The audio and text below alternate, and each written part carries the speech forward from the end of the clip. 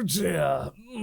I reckon some Dragon Ball fans are going to be mad about this. For those of you who are a little bit confused as to why I'm a little bit pensive right now, it's mainly down to the fact that there have been rumors circulating around that there were going to be two projects concerning Dragon Ball coming at the end of 2022 and in 2023. A web series and a regular series on TV. There has been news about the web series that came out a few hours ago, and it ain't Dragon Ball. And I think that's going to get the internet ablaze. In a way, they weren't lying. It's coming from Bird Studio. It's a Toriyama project.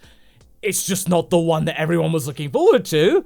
And I want to show you what it is, because it is a cool one. So this trailer that just dropped for a web series from Toriyama, which is technically sort of accurate, is for Sandland, a short-form manga project that Toriyama made in year 2000. It's only about 14 chapters or so you can knock it out within a day. You can even find it easily on the Shonen Jump app and Viz's online portal if you don't have access to that. It's not in the Manga Theatre collection, actually, which is a collection of Toriyama's other short-form stories, including Pink, Dragon Boy, The Adventures of Tongpu, those two being the progenitors of Dragon Ball itself. But this one is for the longer project. I say longer, it's still 14 chapters, but it's for something that is close to Toriyama's heart, like Jarko. And we are going to see a trailer for it, which is what dropped. So, alright, let's go.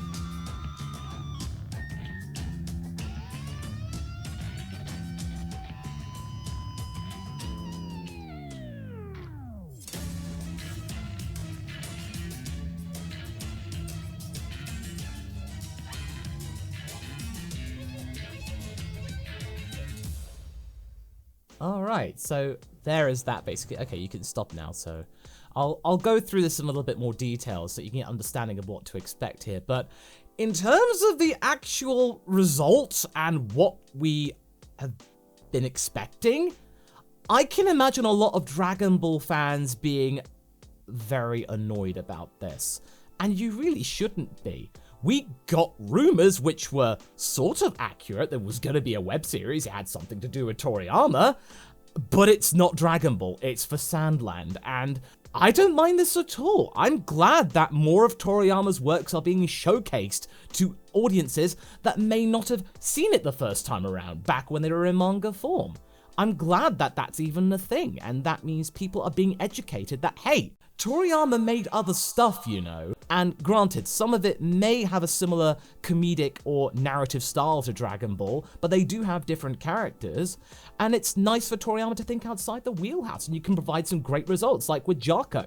He loved making Jarko, and I'm sure that he loved making this little project for a few months concerning Sandland. So let me go into this in a little bit more detail. So naturally, there's going to be sand involved because it takes place in the desert, and you get an outline of the main character, whose name is Beelzebub, meant to be the prince or the son of the king of the demons, which in the case of Sandland is Lucifer. Although I have seen a lot of people in the comments when I saw the reaction to this thinking, oh hey, we get to see Deborah's kid. It's to do with a different king of the demons, and not the Lucifer from the Curse of the Blood Rubies or the Dragon Ball movies, the original ones. But it's quite straightforward. It's the stylistic choice. You can easily tell that this is going to be like a animatic sort of dealy, that it's a relatively easy thing that you can make. So minimal animation. It's very, very kind of stilted, but it's stylistic in the sense it's going to be black and white, some bits of animation. I love the fact that it's stop motion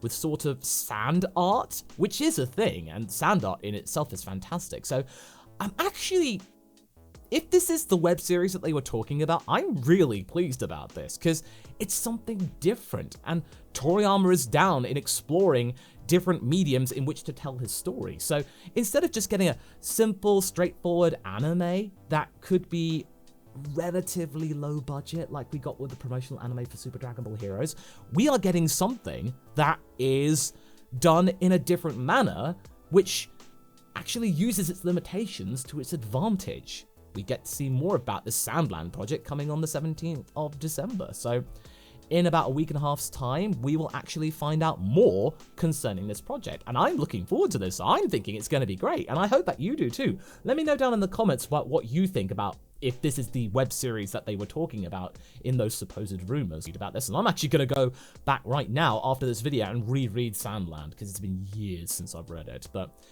Hype, thankfully, provided you a little bit of context. Again, Sandland's a short manga series written by Akira Toriyama, which ran from June to September in the year 2000 in the weekly Shonen Jump.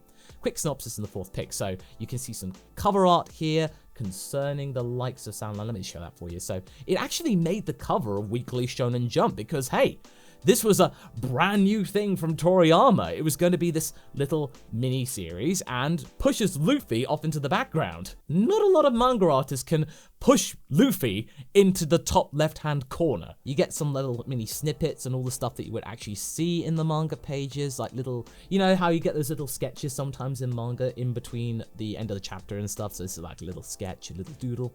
And here is the basic premise that DBS Hype typed up. In the far future, 50 years of natural disaster and war destroyed most of the Earth, leaving only a barren wasteland called Sandland. The river that provided water to the land dried up long ago, and the supply of water is now controlled by a greedy king. I mean, Toriyama does love his Western sci-fi, so I wouldn't be surprised if there is a little bit of elements of the book Dune, or the original movie from the 70s and 80s. This desolate wasteland is inhabited by humans and demons who live in peace together. You're gonna try and make a living somehow. With the bottled water sold by the king's government becoming increasingly more expensive for the citizens to buy, the people of Sandland thirst constantly and begin robbing one another for water and money. Tired of the king's greed, the old sheriff Raoul goes in search for a long-lost lake presumably located south of the country, as seem to prove migrations of waterfinch. He informs Beelzebub, the son of the king of the demons, of the existence of the elusive lake, which might meet the needs of the inhabitants of Sandland. Along with a wise demon called Thief, the trio go in search for the Phantom Lake. It's essentially, they are looking for Dragon Balls, but this time, it's not Dragon Balls or artifacts, it's a lake, where they can find sources of water and sort of completely decimate the entire water market, making water relatively plentiful again, or at least a damn sight cheaper than it used to be. So, it's okay for a 14-chapter romp. You might not think it could sustain things for a long and arduous arc in the form of many chapters like Dragon Ball, but hey, it's a cute story. It's something different. Kind of. It's still something to do with finding an artifact to make things better for other people. I think you should give this a chance. But what do I think concerning the way this came out? I am happy about this, and this sort of actually reiterates my notion that, hey, you should probably wait for things to actually come out instead of jumping to conclusions. If you find out rumors and leaks may be about, then, you know, just wait for it to happen. Just look at the news and go, oh, neat. That's what I'm trying to do more and more of. I'm just trying to wait until there's something more concrete, something a little bit more solid, unless it's something that is relatively concrete and actually give my own thoughts about it. If there is a means to easily access this in the West, or if there's a subtitle version that's going to be released online, I'm probably going to cover it on the channel. You know what? I think I will, because I want to diversify a little bit on this channel, and it's something to do with Toriyama, and I want to showcase more of what Toriyama did. Maybe I'll make a video concerning the manga theater. Who knows? Maybe I'll collaborate with other people, but hope you're doing well, folks. Look forward to the Bardock Part 2 video coming out later today, and I'll leave a link to it right here so you can join me there.